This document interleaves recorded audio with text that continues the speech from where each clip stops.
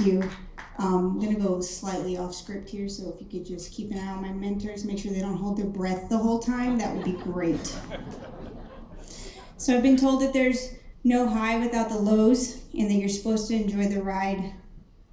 Little did I know that an extreme low for me would be on the 26th of May, 2007, and it would turn into a high, having me here in front of all of you, because on that day I had the unfortunate meeting with a mortar. I could bore you with the details, but really the person I was died that day. She was an amazing soldier, fully committed to the fight, angry in her expressions and manners, but dutiful nonetheless. Though she was a soldier, a warrior she was not. After being injured, I was nothing more than a lost, bitter, and angry person going through a process where others were going to decide my fate. They chose for me a future previously non-conceived. I had no idea what a life without the military would look like. So I was alone, not a soldier anymore, no military, and what I thought, no future. After being injured, until one day, the Wounded Warrior Project reached out to me and wanted to send me on a women's retreat. And I hated it. I didn't want to be around all those other women. They were crying about this or that, complaining about their military experience. And then what did I get myself into, I thought. But then after the first 5 minutes, I calmed down and started listening to what was going on around me. And I realized it was everything about the military that I missed. It was the companionship, the harmless bitching, and the caring about somebody else. This Wounded Warrior Project brought me light back into my life. They brought me sisters.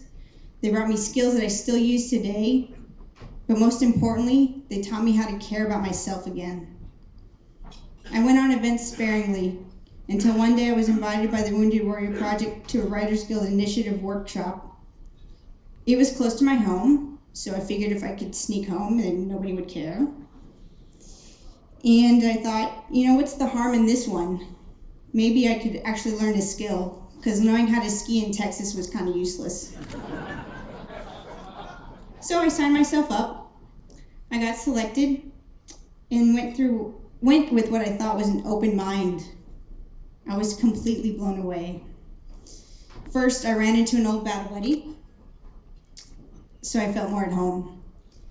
Then I got into the room and started to write.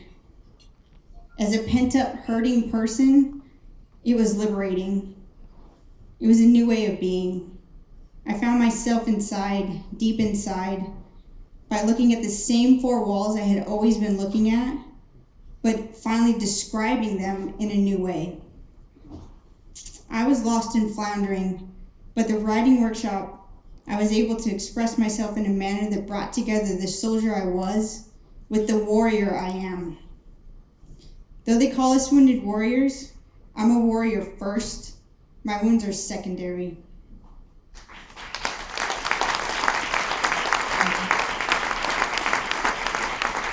Before all of this, I would have had little to say, even less to write about, and a lot bottled up.